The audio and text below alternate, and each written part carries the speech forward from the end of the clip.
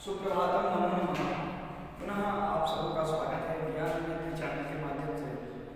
ये शास्त्री द्वितीय वर्ष का पाठ्यक्रम भवादी भवादी गण में हम गत वीडियो में पिछले वीडियो में लट लकार के कुछ रूपों की सिद्धियां की थी। उसमें प्रथम पुरुष, मध्यम पुरुष सिद्ध कर चुके थे और उत्तम पुरुष का एक वचन सिद्ध कर चुके थे। लट लकार का रूप ऐसा है: भवति, भवतः, भवन्ति, भवसि, भवथः, भवथः, भवामि, भवावः, भवामः। इस प्रकार से हम भवति रूप सिद्ध कर चुके थे, भवतः सिद्ध कर चुके थे, भवन्ति, पुनः भवसि, भवथः, भवथः और भवामि। इतने सारे रूपों की सिद्धियां हम सब कर लिए थे।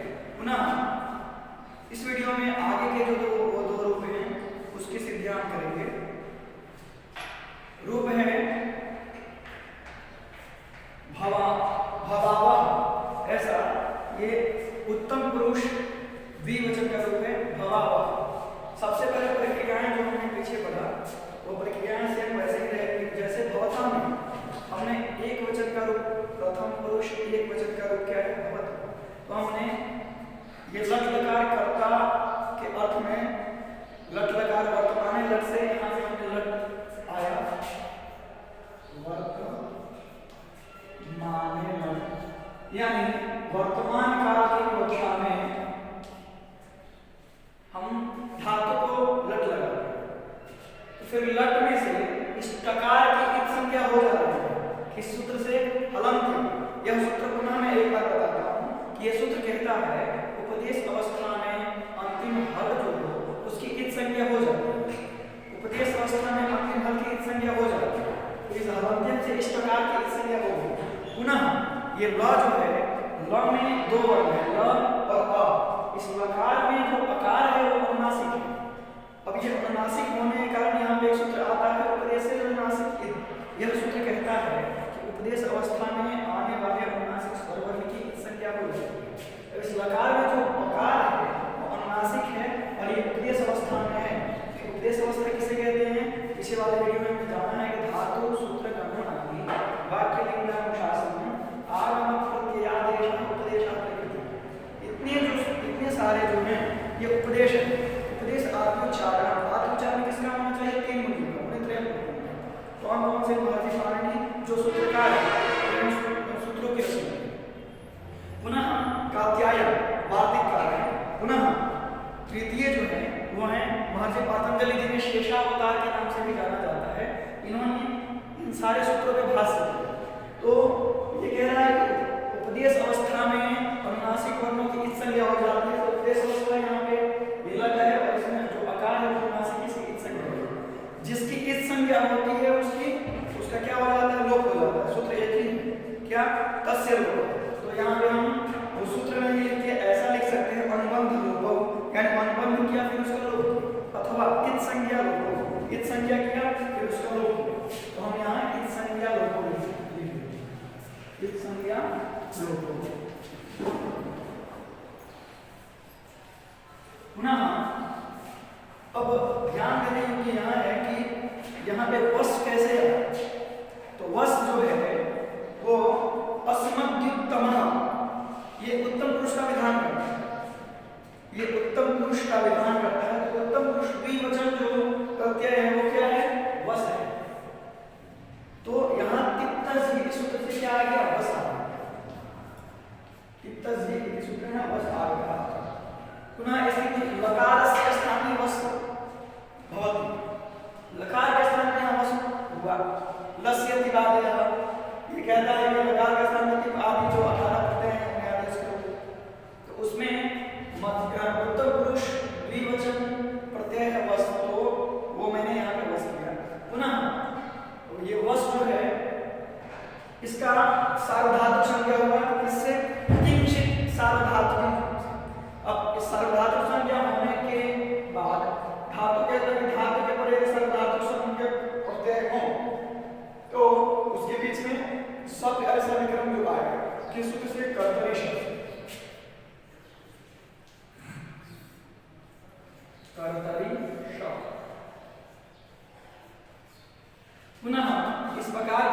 से हो जाएगी, क्योंकि वही सूत्र है हलन्त्यम से इत तस्य लोप से लोप। पुनः इस सकार की लशक्वोत्तर द्वितीय इस सूत्र से क्या हो जाएगा, इसकी इत हो जाएगी, पुनः इसका क्या हो जाएगा, लोप हो जाएगा, जिसकी इत होती है उसका लोप हो जाता है। तो स्थिति हो गई भू अ वस, शकार में जो अकार है उसकी इत नहीं होगी, क्योंकि व्याकरण शास्त्र में जो सूत्र जिस वर्ण के लिए बना है, जिस वर्ण को वो बता रहा है कि इसे ही करना है, उसके अलावा उससे संबंधित कोई वर्ण को नहीं करना है। तो ये नशक्वत देने में जो शकार, ये सूत्र जो है इस शकार को बोल रहा है, सकार में जो अकार है उसे नहीं बता, तो इससे शकार होती है। अब सकार में जो है अकार है वैसे ही रह गया, तो भू अ वस या फिर संज्ञा लोगों को लिखेंगे, संज्ञा लोगों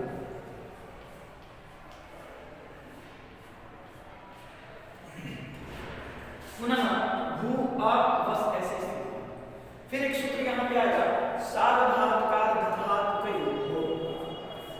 ये कह रहा है कि धातु के पड़े अथवा सार्वधातुक अर्धधातुक ऐसा प्रत्यय पर है और उससे पहले यदि इगंत अंग हो तो उस इगंत अंग को क्या हो जाता है, गुण हो जाता है। तो सार्वधातुक प्रत्यय क्यों है, क्योंकि सूत्र है तिंशित सार्वधातुकम। ये कह रहा है कि तिंग प्रत्यय जो है, तिंग प्रत्यय कितने 18 है। पुनः मैं एक बार बोलना चाहूंगा कि तस्थि सिद्धस्थ मिपवस्मस तो अकांध थासथात्मम इड वही मही। ये जो 18 प्रत्यय हैं इसके भी दो विभाग किए गए हैं, 9 परस्मैपदी और 9 आत्मनेपदी। ये दोनों इसको कितने हुए 18। अब यहाँ क्या होता है, ये कहता है तिंग जो है ये 18 प्रत्यय की सार्वधातुक संज्ञा होगी। पुनः सिद्ध, अब सिद्ध क्या है, तो जिसमें शकार की इत हो जाए उसे कहते हैं सिद्ध। वैसे ही पित्त, तो जिसमें पकार की इत संज्ञा हो जाए उसे पित्त, जिसमें ककार की इत संज्ञा हो जाए उसे कित, ऐसे। तो इसमें सकार जो है शब्द में आदिवर्ग क्या है, श। अब इस सकार की इत संज्ञा होने के कारण ये हो जाता है सिद्ध। जब हो जाता है या सिद्ध तो तिंग सिद्ध सार्वधातुक से इसके सार्वधातुक संज्ञा हो जाती है। अब सार्वधातुक संज्ञा हो जाती है तो ये अब सार्वधातुक अर्धधातुक ये सूत्र यही कह रहा है कि सार्वधातुक अथवा अर्धधातुक प्रत्यय पर में हो और उससे पहले कोई इगंत अंग हो तो उस इगंत अंग को क्या हो जाता है, गुण हो जाता है। तो सार्वधातुक ये शब्द का आकार जो है ये सार्वधातुक है और इसका इगंत अंग क्या है, उ, क्योंकि इक प्रत्यय में आने वाले जो क्या है इ उ रि ऋ, तो उ है यहाँ। अब इस उ को गुण हुआ तो क्या होगा, ओ। ये क्या गुण होता है, ओ। अब स्थिति हो गई भू अ वस। सूत्र क्या है, सार्वधातु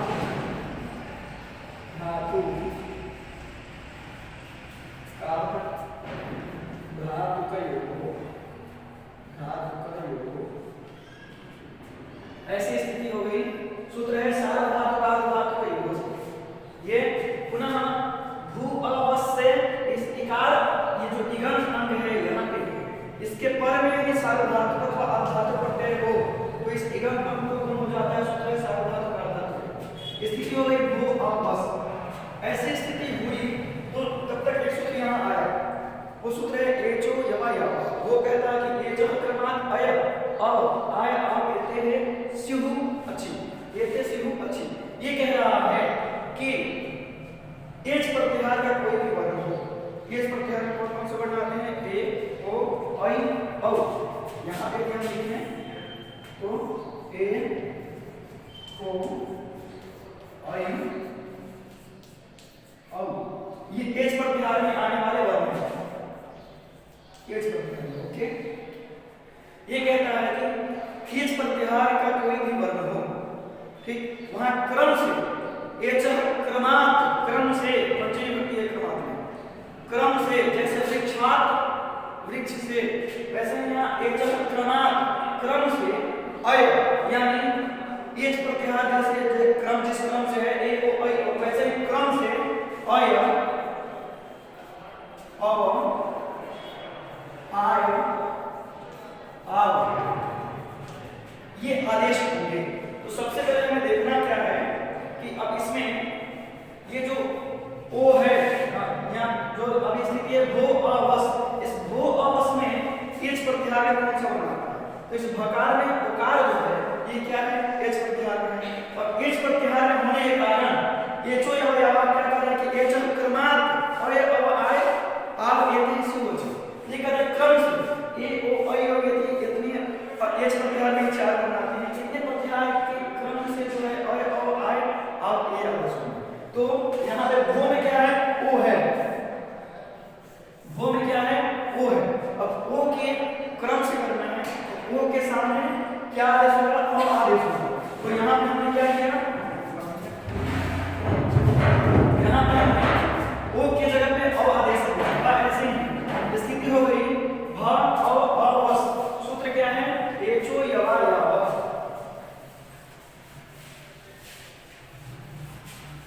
सूत्र क्या है? एचो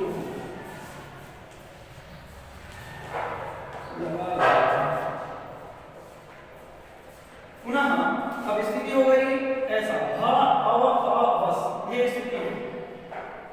फिर क्या होगा? एक सूत्र है अतो दीर्घो यही। ये सूत्र कह रहा है कि अतो अंगस्य दीर्घ स्यात्। ये यहाँ पर सार्वधातु के परे ये कहता है कि अदंत अंग के अंत्य हल को दीर्घ होता है ये प्रत्याहार आदि में हो ऐसे सार्वधातु के परे। ठीक है, ये देखते हैं क्या यहाँ पे ऐसा है। ये कह रहा है कि अदंत अंग को, अदंत अंग में जो अल है उसकी गुण हो जाती है कब? सार्वधातु परे हो तो। ठीक है, और ययादि आदि में हो तो ययादि प्रत्यय। तो यहाँ सबसे पहले हम देखेंगे भ अ वस। ये अ जो है ये यहाँ से ये सब का अ है। कर्तरी शब्द जो सब है वो अ है। इसकी ठीक से सार्वधातुओं से सार्वधातु संज्ञा हो चुकी है। ठीक है, अब इस यदि इसे हम वर्ग सम्मेलन करेंगे तो स्थिति क्या होगी? यहाँ हम देखते हैं तो इस भ अ को करेंगे तो भ व अ भव। भव ऐसी स्थिति है। ये कहता है कि अदंत अंग को अंत में अ हो। ठीक है, वैसे अल को क्या हो जाएगा? दीर्घ हो जाएगा। कब? जब ययादि प्रत्याहार का कोई आदि नहीं हो।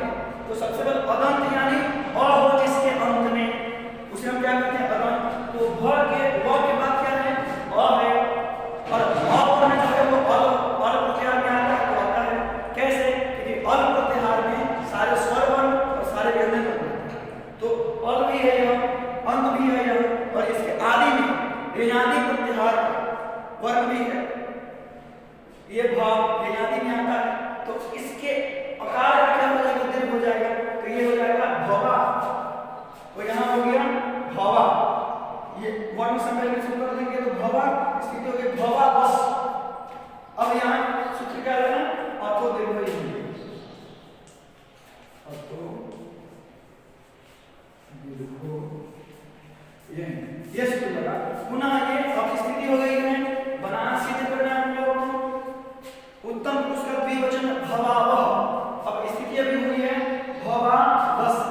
ये वस में जो सकार है, ठीक, इसकी एक संज्ञा प्राप्त थी किस सूत्र से? हलन्त्यम। वो कहते हैं हल हो जिसके अंत में तो ये हल है अंत में है। लेकिन इसे बात करने क्या आ गया? न विभक्त तुष्मा। ये कहता है कि नहीं तुस और न तवर के सकार और मकार की एक संज्ञा नहीं होती, इसकी एक संज्ञा नहीं होती। पुनः इस सकार के स्थान पे ये रूप हो जाता है। सूत्र क्या है? ससजुसुरु। ससजुसुरु। सकार का उकार हुआ, उकार में फिर उ दिख रहा है, ये संज्ञा हो जाएगी। सूत्र क्या है? उपदेश जो नासिक इत से इत होगी तस्य लोप से लोप होगा। यहाँ लिख देंगे इत संज्ञा लोप। पुनः इस रकार जो है अवसान स्थिति में एक सूत्र आया यहाँ पे। मैंने पीछे इसके गत वीडियो में बताया था आप सबको कि इस रकार की अवसान स्थिति में होने के कारण इसकी क्या हो जाती है? विसर्ग हो जाता है। सूत्र क्या है? खरवसान और विसर्जनीय। खरवसान और